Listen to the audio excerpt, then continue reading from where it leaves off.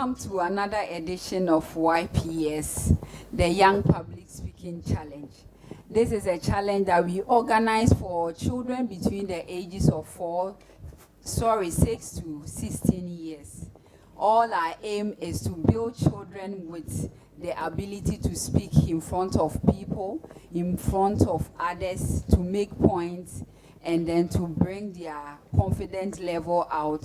Today is another edition that we are going to polish their speaking skills, and today happens to be the Kids Parliament. That is where they try to emulate all what happens in our Parliament of Ghana. So today I want you to stay glued to your TV set, stay glued to your chair, watch us, and then we are going to give you back-to-back episode that will give you memories of your whole life. My name is Auntie Rome, and I'm still your regular host for the program. I will turn myself and we'll start the program. So today happens to be the Kids Parliament. Enjoy yourself. YPS. Express we press. Honorable members, you are welcome to today. Welcome to your house, the house of people. Shall we pray?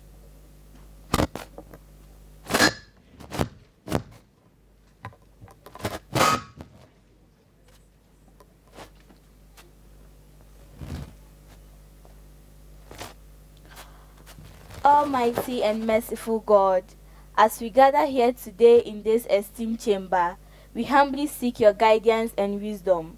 Grant us the clarity of mind to discern what is just and right, the courage to uphold the value, integrity, and compassion in all deliberations and decisions. Bless each member of this assembly with the strength to serve our nation and its people with diligence and sincerity. May we approach our responsibilities with humanity and a spirit of cooperation, mindful of the trust placed upon us by our fellow citizens. Grant us, O Lord, the ability to listen attentively, to speak with honesty and respect, and to act with wisdom and discernment. May your divine presence be felt among us, guiding our proceedings and uniting us in the pursuit of the common good. We offer this prayer in your holy name, trusting in your infinity wisdom and grace. Amen.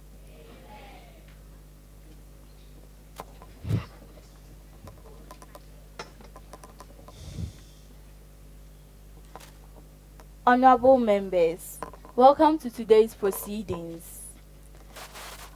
Honorable members, we will now take item 4, which is proceedings of verdicts by individual constituencies. We will now start with the Minister of Lands and Natural Resources to give her verdict.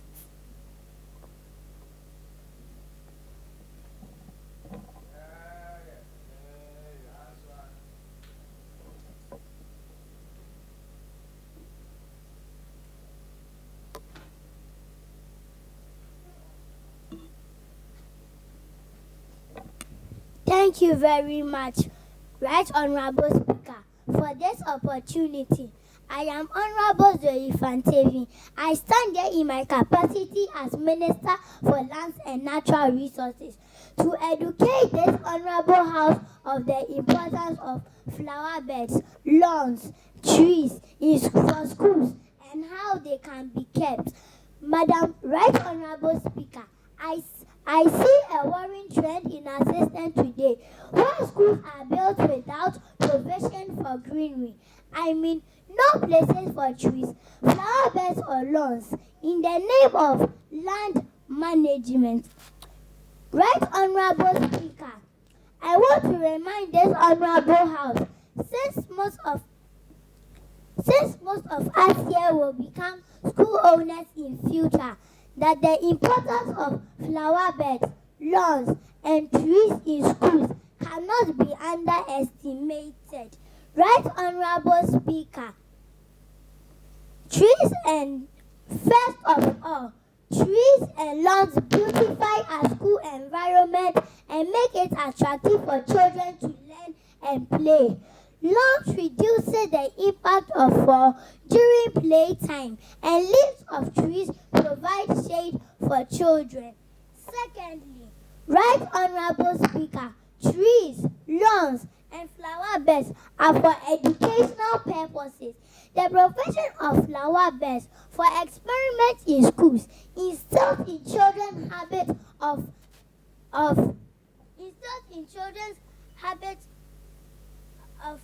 planting and harvesting. They are able to appreciate the sources of food they eat and the need to grow more for sustainability.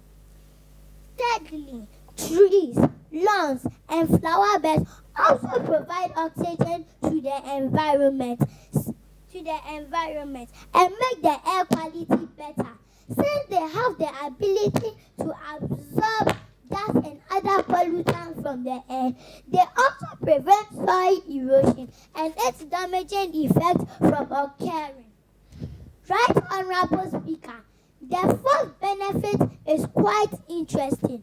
Research have shown that flowers have the ability to reduce human stress and depression, which is now common among children. Tree-filled campuses offer students and teachers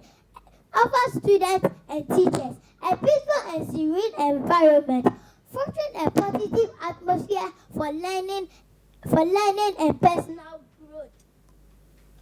Right Honorable Speaker, these are but a few of the importance of planting flower beds, lawns, and trees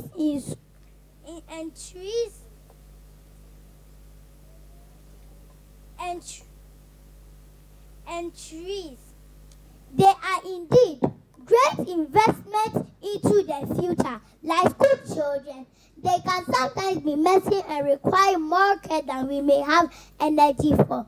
But they are absolutely worth the investment because they will grow up to enhance our community.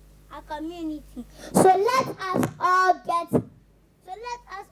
let them get planted and care for them by weeding, pruning, mowing, and watering consistently to enjoy the benefits they provide. On this note, Right Honorable Speaker, I would like to plead with honorable members here to spread the good news of planting greenery in schools and in their various constituencies. Thank you, Right Honorable Speaker, once again for this opportunity. Thank you.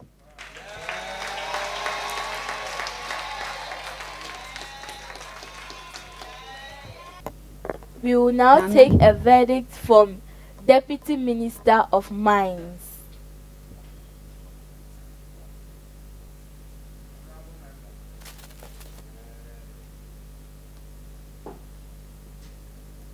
Hello everyone. My name is Sana Ama Amponsa. I am the Minister of Parliamentary Affairs, and I am here to give a verdict on what children go through in their daily lives. Madam Speaker, before I set the ball rolling, I would like to say children-related issues should be treated as national security issues since it borders on the future of our dear country. Madam Speaker, honorable members, our children encounter a lot, whether in school, in the streets, or at home.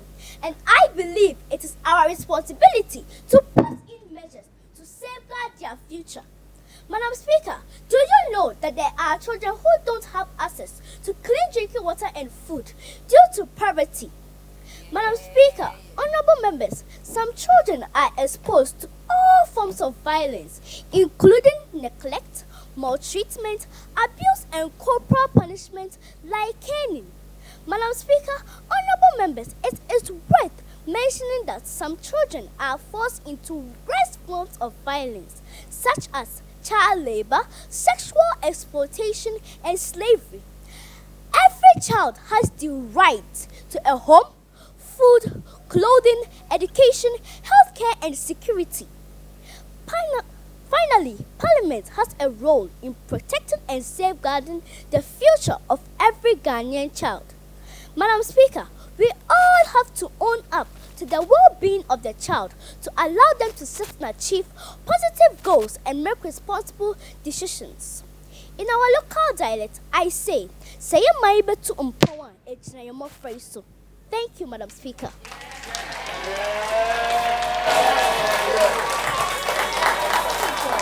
Order.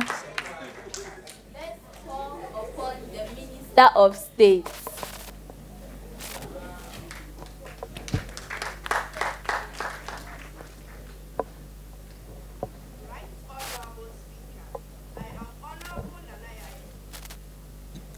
Right Honorable Speaker, I am Honorable Nanaya Yeboah, the Minister of State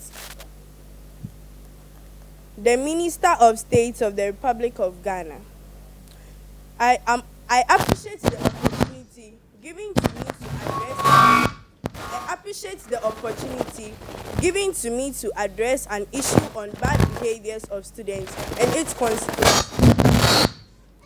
Right Honorable Speaker, much attention should be given to the bad behaviors being exhibited by our students in their various schools across the country. We have to remember that these same children are going to take over the leadership of the country when we are no more. Right Honorable Speaker and honorable members of Parliament, behavior is a way in which someone acts or conducts towards others. Students in the country often display bad behaviors. Right Honorable Speaker, bad behaviors of students include being late for class, not completing work, damage of practice, wearing unprescribed uniform, using offensive language, and bringing prohibited items such as mobile phones to school. These bad behaviors from our students pose a serious threat to the future of this country. Right Honorable Speaker, students who engage in bad behaviors may experience even more negative outcomes. These students may be excluded from class or, in severe cases, expelled from school. This means they miss important instructional and social opportunities. Right Honorable Speaker, as the Minister of State, I urge all facilitators, parents, and the various educational institutions, including the Ghana Education Service and the Minister of Education, to put up the necessary plans that will help curb the bad behaviors of our students. Right Honorable Speaker, as I bring my presentation to a closure, let us all remember what the Bible says in Proverbs chapter 22, verse 6. It says, "Let us train up a child the way he should go, so when he grows, he will never depart from it." Thank you, Right Honorable Speaker. I rest my case. We will now take a verdict from the Minister of Health.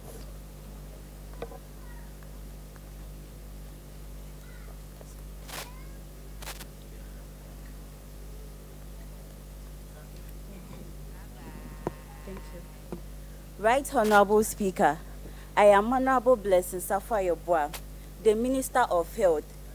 I am here this afternoon to give a verdict on how to develop the health system of our dear country. Madam Speaker, honorable members of Parliament, I am glad I now have the floor to get this off my chest. As the Minister of Health, I am not proud of the state of the health system in the country. The services provided are for patients, families, communities, and populations. They cover emergency, preventive, rehabilitation, palliative, hospital, diagnostic, long-term, and home care. Madam Speaker, honorable members of Parliament, as the Minister of Health, all I seek to is to improve the health sector. This can be done by identifying the problems within and tackling them one after the other. Madam Speaker, unprofessionalism on the part of health personnel is one of the major issues in our health system. Nurses and doctors not abiding by the code of their profession, spending time on their mobile phone, neglecting patients for a long period of time, speaking and treating patients very harshly. Because of this, Ghanaians prefer to receive their healthcare services in a private hospital. Madam Speaker, I strongly suggest that mandatory periodical in-service training should be organized for public health personnel, monitoring of patients' health. Healthcare in this era has developed so much. Madam Speaker, with proper or modern medical instruments or equipment like radiography, sphygmomanometer, the quality healthcare services provided would be limited. It is the duty of the government to provide modern and adequate medical instruments or equipment.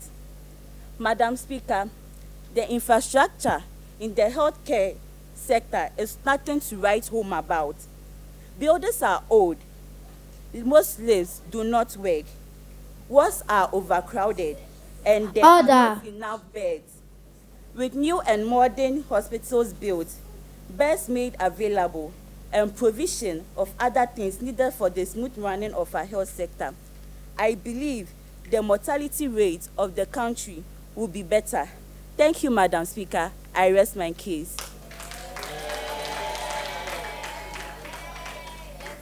Let's call upon the Deputy Minister of Health.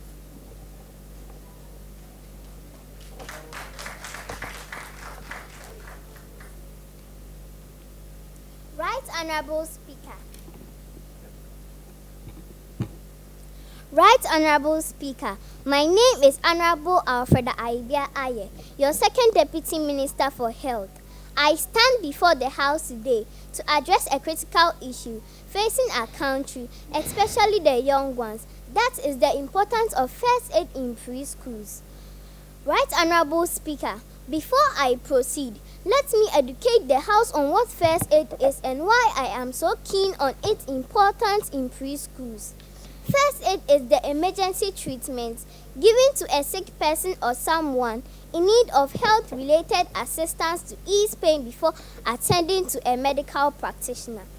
Right Honorable Speaker, imagine this. One Friday morning, during a physical education activity period, my friend got hurt. She had a big cut, but because we knew first aid, we could help her until the teachers arrived.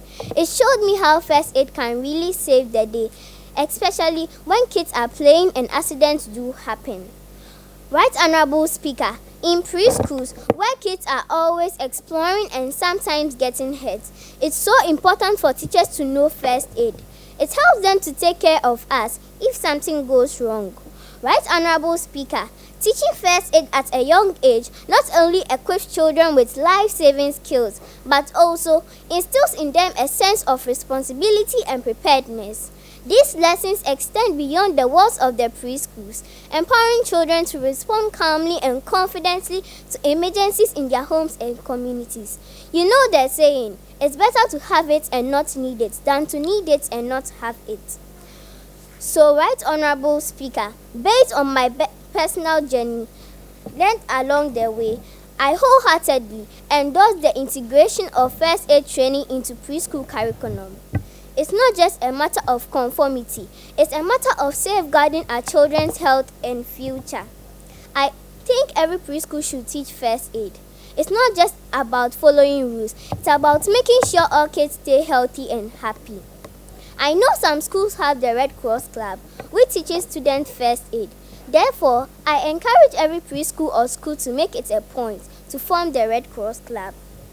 Right Honorable Speaker, I think we should prioritize the safety and the well-being of our younger citizens by recognizing the importance of first aid in preschools and taking decisive action to ensure its widespread adoption. Together, we can create a safer and healthier environment for our children to learn, grow, and thrive. Thank you, Madam Speaker.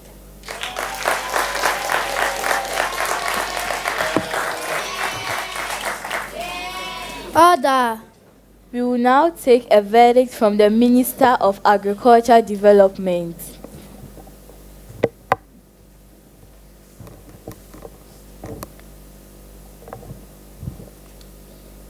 Madam Speaker, I am Honorable Anastasia Osei-Boama, the Minister of Agricultural Development. I appreciate the opportunity granted to me to address the issue on the type of food served in various schools in Ghana and their nutrients. I salute you, Madam Speaker, and your honorable members. Madam Speaker, attention to nutrition during all phases of child and adolescent development is necessary to ensure that healthy physical growth and to promote investments made earlier in life. Madam Speaker and honorable members, promotion of healthy habits requires reduced intake of saturated and refined foods and adequate intake of micronutrients. The school environment is an area where many dietary norms and habits are established, which potentially affect the individuals throughout their future lives. Owing to the considerable amount of time they spend at school during the average weekdays, it has been estimated that approximately 1/3 of the food children consume come from the school environment. It is therefore crucial to check the type of food they consume to avoid any problems when they grow. Madam Speaker, children must consume a well-balanced diet throughout their school age. We must ban and control the sale of food and drinks high in fat, sugar, or salt in the school in order to improve the nutritional quality of young children. Madam Speaker, as the Minister of Agricultural Development, I urge all school administrators to ensure that food and drinks children take should be rich in essential nutrients that will help the child's brain develop more quickly. Pediatricians believe that the brain of children develops more quickly in the first 1,000 days of their life. Food plays an important role, providing the fuel that drives healthy brain development. Madam Speaker, we must enact a law for our schools that all schools should give food that will help the child's brain develop and cognitive development. Food rich in protein, omega-3 fatty acid, zinc, iodine, and minerals should be given to children to eat. These foods may include seafoods like fish, whole grains such as oats, barley, eggs, fruits, and leafy green vegetables should be part of children's meal. Madam Speaker, the food potentially helps to support memory retention and also aid children's learning ability in school. This keeps children mentally alert throughout the day without spike in blood sugar level. Madam Speaker, the children are our future assets, and we must be careful of what they eat. As the popular adage goes, you are what you eat. Thank you, Madam Speaker. I rest my case.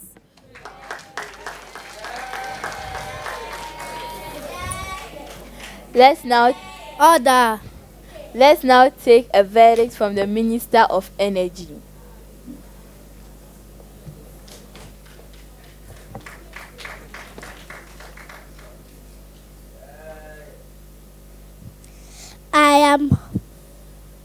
I am Honorable Minister Nana Akosua Ntrao-Poku-Bafo, Minister of Energy. I am humble and honored to stand before you today as the Minister of Energy, tasked with the responsibility of shaping the future of our beloved nation. Today, I want to share with you a vision of the Ghana powered by the boundless energy of nature itself. Mr. Speaker, as we gather in this esteemed Parliament House, let us take a moment to reflect the incredible power that surrounds us every day. The power of the sun, the wind, and the water. These natural sources of energy have been bestowed upon us by Mother Nature herself, and it is our duty to harness them for the betterment of our society.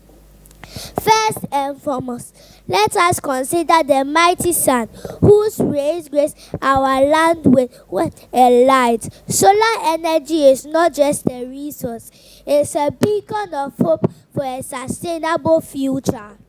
Mr. Speaker, but the sun is not just alone in its generosity. The wind whispers secrets of power untapped, waiting to be harnessed by the innovative minds of our nation. Mr. Speaker, but why, you may ask, what is so important about our nation? The answer lies on the duty of future generation to our children and grandchildren who deserve to inherit a world of cleaner, greener, and a more sustainable world than the one we know right now. By embracing natural energy, we not only reduce our carbon footprint and combat climate change, we also create new opportunities for economic growth and development. Mr. Speaker, so let us seize this moment and embrace the power of nature. Together, let us build a world of sustainability and due to economic growth. Thank you.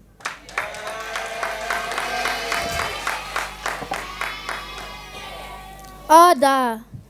Let's call upon the Minister of Railway Development.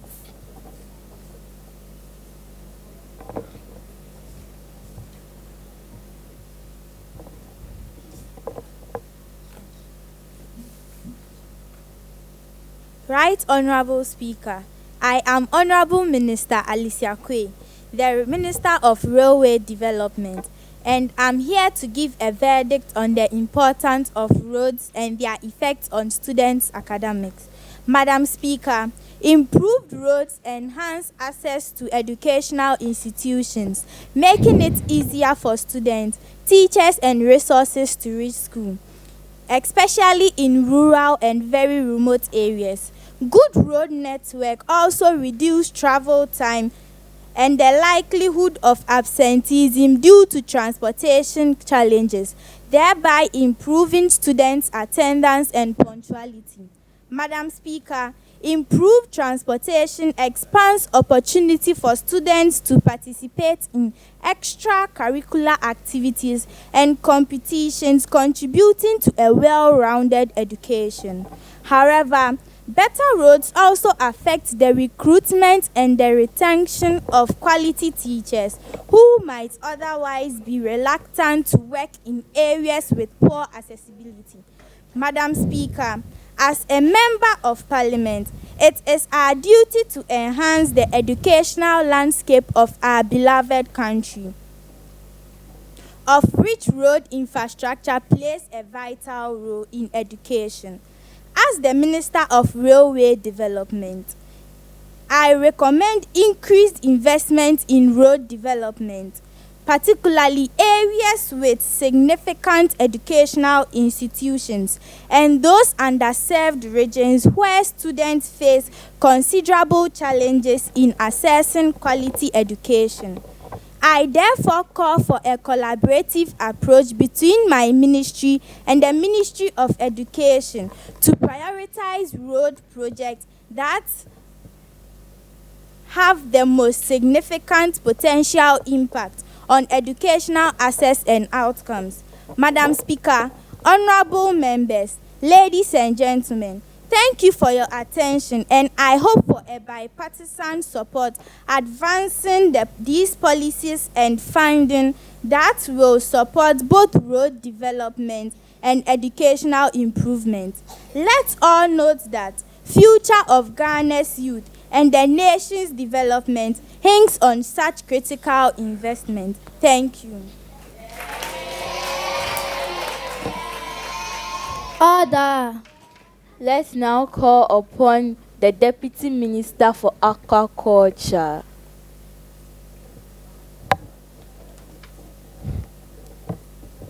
Madam Speaker, honorable members of Parliament, I am the Deputy Minister for Aquaculture and MP for Anya Sotium Municipality. As the Deputy Minister for Aquaculture, I would like to add to what my honorable member said. I would like to bring a critical problem that impacts our health, livelihood of fishermen, and marine ecosystem. The improper use of chemicals in fishing. Fishing method. In order to ensure the sustainability, environmental preservation, and the welfare of people who rely on the sea for their livelihood,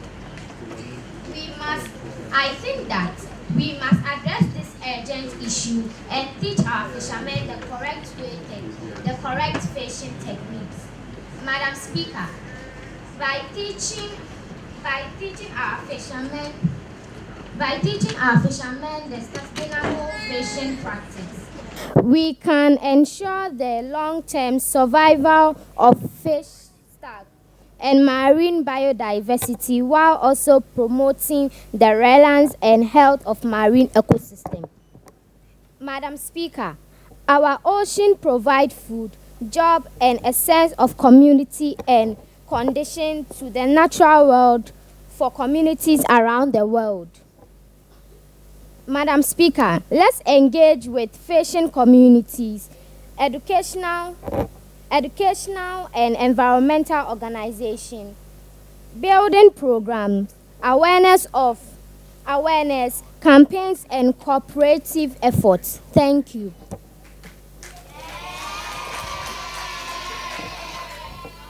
Let's now call upon the Minister of Aquaculture.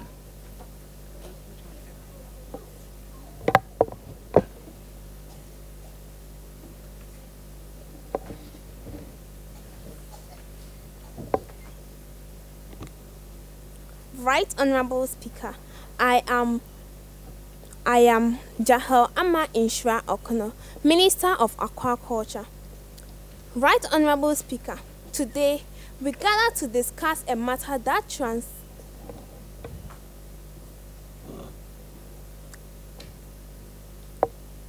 Right Honorable Speaker, I am Honorable Jahel Ama Inshra Okono, Minister of Aquaculture. Right Honorable Speaker, today we gather to discuss a matter that transcends the boundaries of a courtroom and delve into the very heart of our society, the verdict on parents who choose to take their children fishing for a living rather than sending them to school. This issue demands our attention, not just as legal observant, but as compassionate individuals concerned with the well-being of our future generation. Right Honorable Speaker, fishing, a noble profession that has sustained communities for centuries, it's offering a way of life handed down through generations. It is embedded in the fabric of familiar ties, passed on from fathers to son and mother to daughter. However, when parents spotlight their trade over the education of their children, we must pause and reflect on the implication.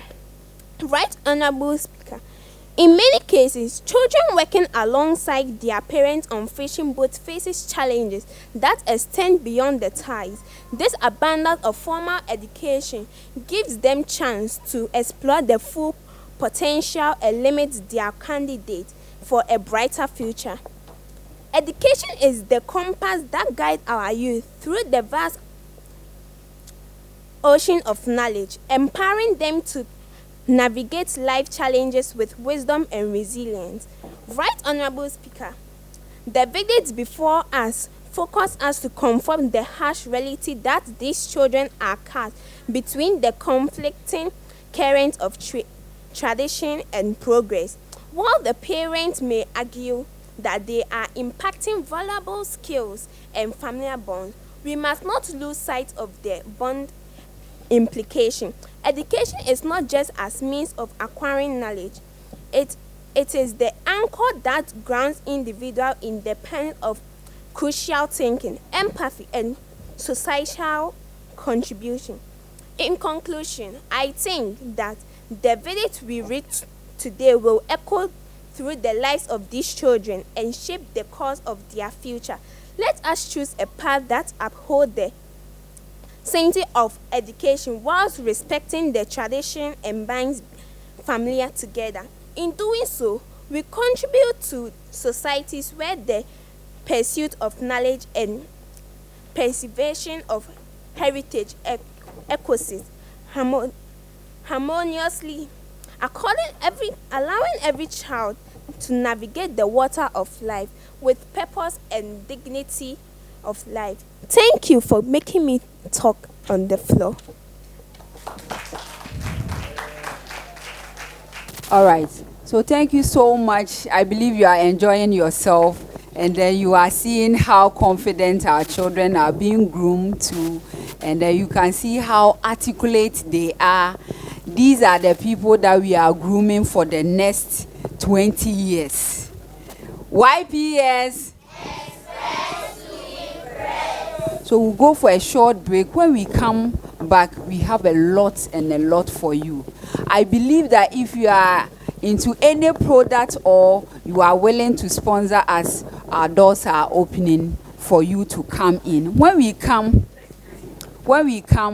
I will introduce a lot of people to you that will amaze you. Today is networking, enjoying, and then meeting more ministers. All right. YPS. All right, so we'll go for a short break. We'll come back.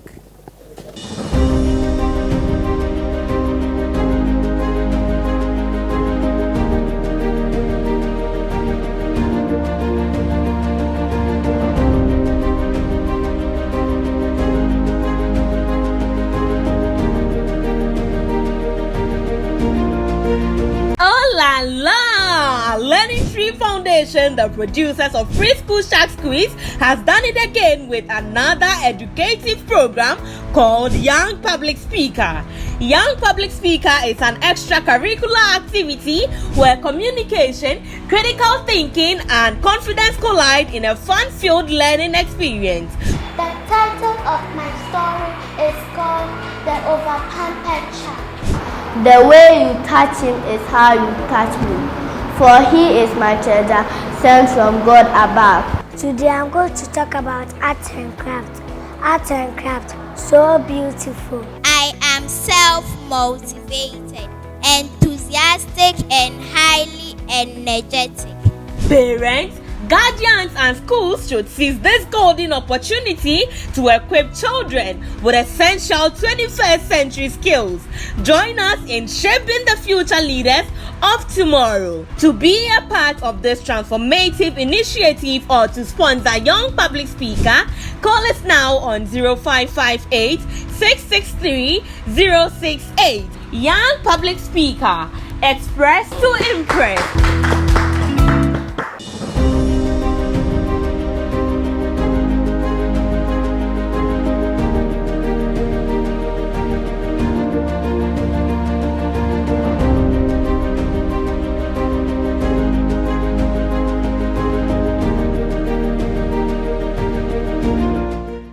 I believe you are enjoying yourself in the house.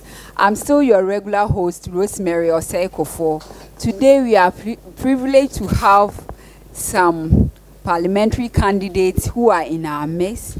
They are very happy to see the children practicing what they do, and they are very excited to be with us. I believe that with the first episode and now you have seen what the children are doing, and we are all happy about that. Without much ado, I will introduce them and then we take it from there. First of all, I would like to introduce the judges. Our judges who has been with us from episode 1 up to now. I believe you all know them. So from the left to the right, we will start from Reverend Richardson. Reverend. Hi, Reverend. All right. Okay. And then in the middle, we have Mrs. Battles. And then we have Mrs. Nunkwe. And then Mr. Ignatius. All right. And your beautiful self in the house, I believe you are watching us. You are so happy and then you want to join us. You can join us by calling the number on your TV set. I'm very happy to be with you. Today we are blessed to have some parliamentary candidates. They have gone through all that it takes, and now they are vying for the main position. We are praying that when they get there, they remember YPS. YPS. Express to impress. YPS. Express to impress. Say it louder so that it goes into their ears. YPS. Express to impress. Wow, YPS, we express to impress. We want to impress parents. We want to impress everyone. Okay, so I'll first of all start with Honorable Engineer Abdullahi Hamidu. Honorable is an NDC parliamentary candidate for Bosomtwe in Ashanti region.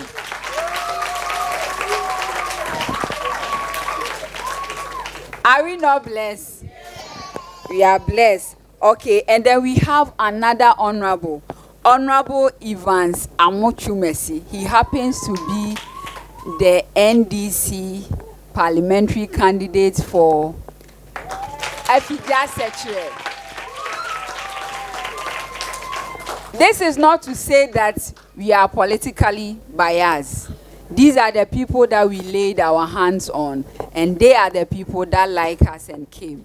So if you could see, Honorable Evans is my direct brother. All right.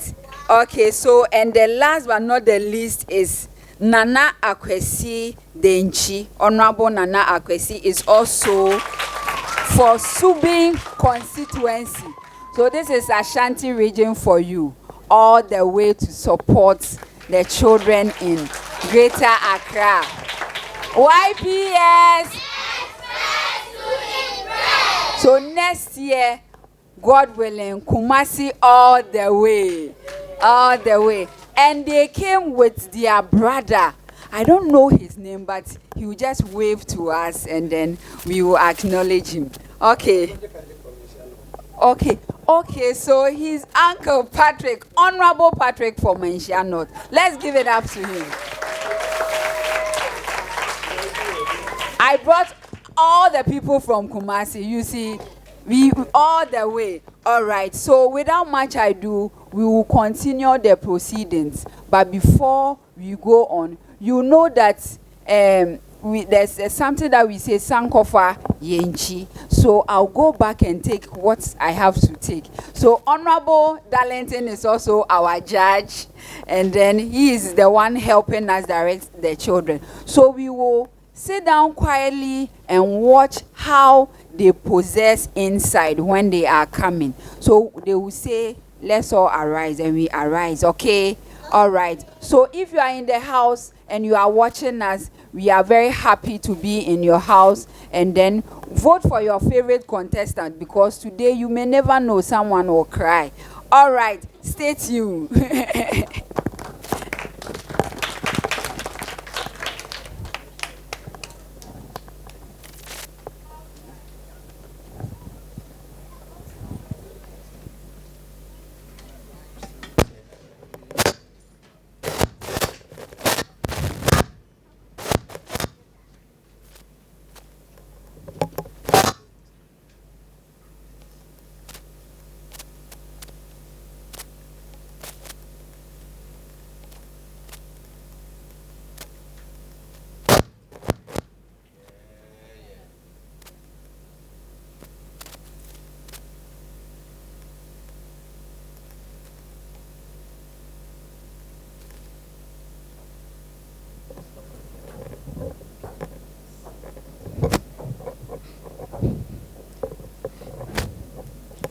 The House may sit.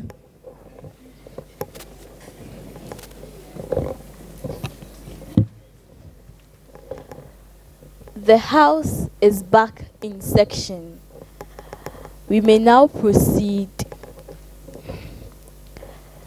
Let's call upon the Minister of Education to give her verdict.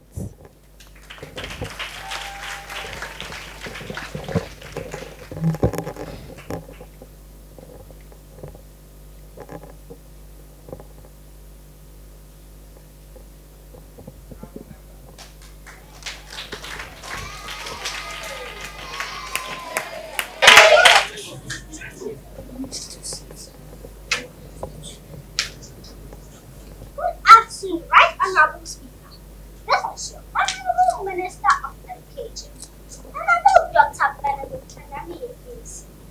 Right Honorable Speaker, I know that Honorable Dr. Osaya Odichu would be wondering if there's a new Minister of Education. But please tell him that he should expect me in the next 17 years. We are coming live and colored.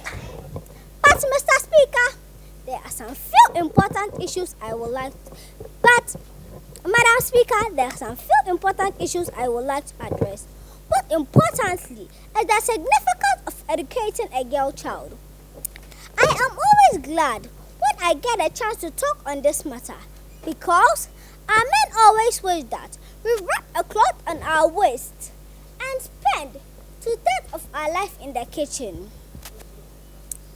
But, Right Honorable Speaker, since I continue to be the Minister of Education, I will not tolerate such behaviors.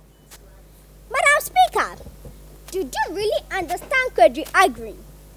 What he said, if you educate a man, you educate an individual. But if you educate a woman, educate the whole nation. He meant that if you educate me, you educate the beautiful children in my womb who are not yet to be born and the generations after her. A woman is a full circle. Within her is the power to create, nurture, and transform. Right Honorable Speaker, we have had enough of katatintin from our husbands. Just because we ask them for 200 Ghana cedis to style our hair. Women will also become accountants, engineers, presidents, and lawyers. And we will show them that, indeed, what men can do, women can do better. Right Honorable Speaker, let's pay attention to the women out there. They are the assets of the whole nation, and they have many to offer fellow Ghanaians. And let's remember that behind a successful woman, there is another great woman. Thank you. Benedicta, take your sound.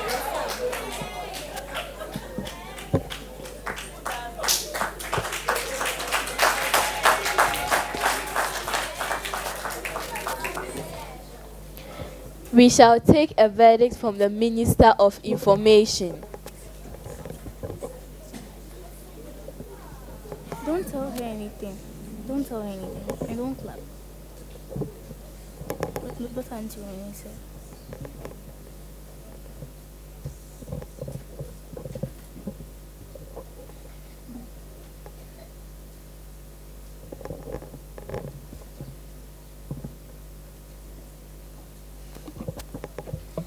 Madam Speaker, I am Honorable Minister Nana Ama Amobia Ado, the Deputy Minister of Education and the MP of Ayawaso West. Madam Speaker, I stand before you to talk about a pressing issue that has been occurring in my constituency. To add to what my Honorable Minister said, as a parliamentary candidate deeply committed to the advancement of education in my constituency, I am aware of the crucial role teachers play in shaping the vision of our nation. It is undeniable that teachers are the backbone of education system, tirelessly dedicating themselves to the noble cause of imparting knowledge into our youth. Madam Speaker, however, it is disheartening to witness the struggles faced by many teachers due to inadequate compensation. Low salaries do not only demoralize our educators, but also hinder their ability to provide quality education.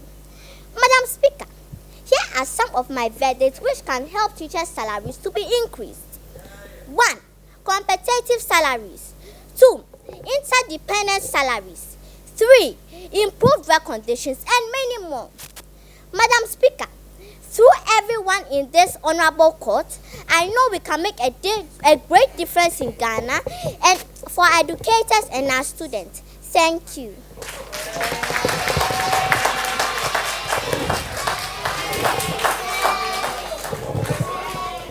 Order. Let's call upon the Deputy Minister of Mines.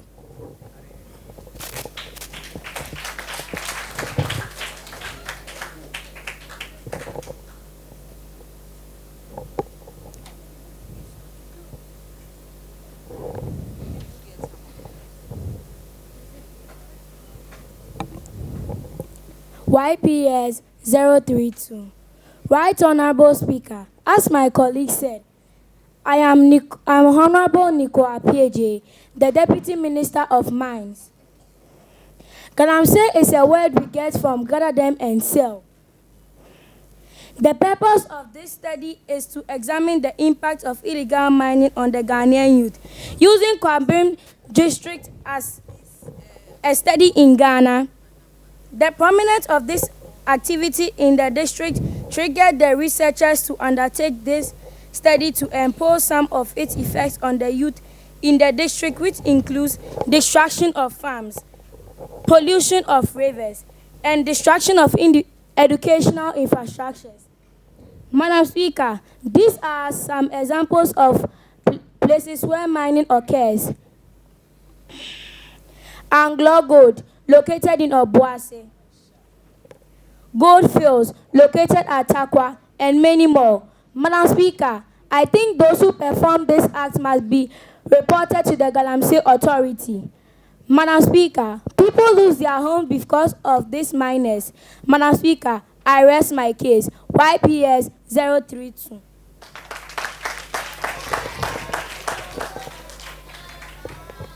Let's call upon the Deputy Minister for Works and Housing to give her verdict.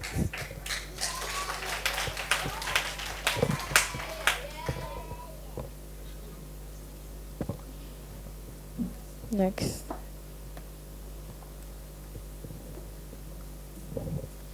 Honorable members, Honorable Speaker, and esteemed members of Parliament, I am Honorable Ilona Nane Dankwa, the Deputy Minister of Works and Housing. I am here to address a pressing issue that has plagued our nation for far too long: the lack of adequate shelters for our fellow citizens who are forced to sleep under bridges and on the streets. As a government committed to the welfare and progress of all our people, we must find a sustainable solution to this problem. I propose the following approaches that will ensure that shelter is made available for the vulnerable in society. Firstly, the ministry will utilize existing infrastructure in the various cities. We will conduct a nationwide audit of unoccupied government buildings. These structures, with proper renovations, can be transformed into temporary shelters. Again, Madam Speaker, we have to invest in the construction of temporary and permanent shelters in strategic locations across the country. These shelters should be designed to provide comfortable shelter for the homeless in society. Finally, honorable members of Parliament, we must explore opportunities to monetize these shelters by transforming them into self-sustaining micro-communities. This can be achieved by incorporating small-scale businesses such as food vendors, mini grocery shops, and barbering shops within the shelter complexes. These businesses will not only provide income for the residents, but also generate revenue for the government through taxes and other fees. Let us work together as one united front to build a brighter future of all our people. Thank you, and God bless our homeland, Ghana.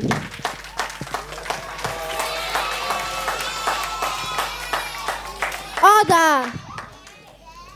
Let's call upon the Minister of Work and Housing.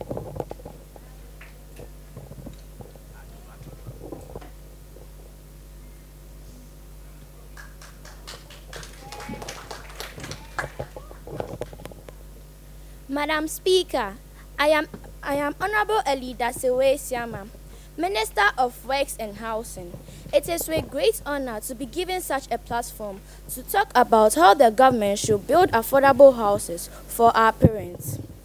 Madam Speaker, I think the government should allocate funds toward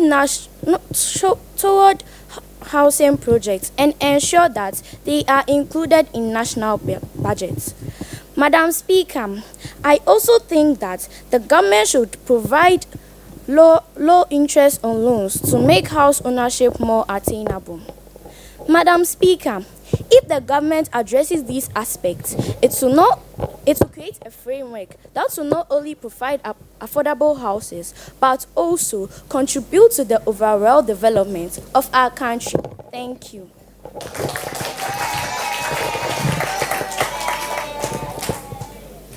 Let's now call upon the Minister of Tourism to give her verdict.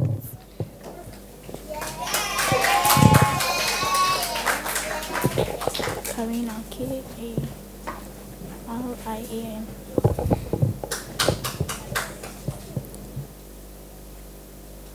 Madam Speaker, I am Honorable Karina Achina, the Honorable Minister for Tourism. I stand before you today to give a verdict on how we can improve tourism in schools. Tourism plays a significant role in numerous economies, not only enhancing international recognition, but also creating employment opportunities, boosting aggregate demand, also fostering GDP growth. In Ghana, the travel and tourism sectors contribute to the GDP in 2022 amounted approximately $3.4 billion. I believe Ghana can enrich heritage for schools and appreciation of its cultural heritage for students and foster the sustainable development of tourism industry. To achieve these objectives, several approaches can be adapted. My first point, Madam Speaker, is integration into curriculum. Madam Speaker, I think we should integrate elements of Ghana's rich cultural heritage and historical sites into the national schools curriculum, organizing field trips to heritage sites to provide students with first-hand exposure of their country's history. Another point, Madam Speaker, is educational programs. Madam Speaker, we need to develop educational programs tailored for school groups, visiting heritage sites, including guided tours led by experts, to engage students in learning about Ghanaian heritage. Moving forward, Madam Speaker, school partnerships is also a key point.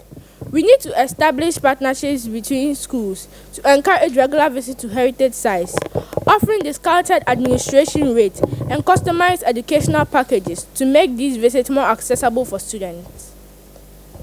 Madam Speaker, digital resource is also a vital point I cannot do without. There is a need for us to create digital resources such as vital tours, educational videos, and interactive websites providing broad information about Ghana's heritage.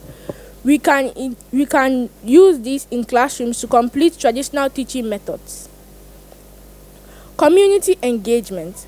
Madam Speaker, I strongly believe we should involve local communities. Order.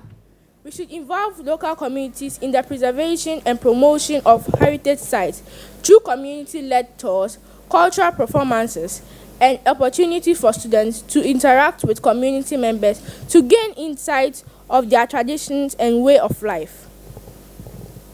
Teacher training. To add to my point, Madam Speaker, I think we should provide teachers with training and resources to effectively incorporate heritage education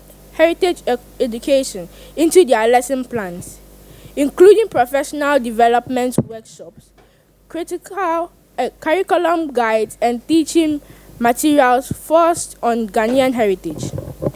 Madam Speaker, to conclude my verdict, I think the symbolize of tourism and education offers powerful avenue to provide for prevention and enhancing of cultural heritage.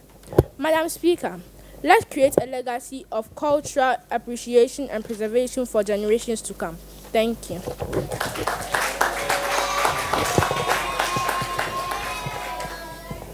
I believe you are enjoying yourself in the house. These are our beautiful incoming MPs for your constituency, for my constituency. And I believe that as you are in the house, you are wondering how these people go through their training, how do they come up with these scripts and all that. This is, if you set your mind on it, you'll be able to do it. Judges, I believe that you are having a good time, enjoying their presentations. I believe that honorable MPs, you are also enjoying yourself. Parents and then teachers and everyone, I believe you are enjoying yourself in the house. I'm still your regular host, Auntie Rome. We'll go back for a short break. When we come back, we have nice for you. Stay tuned.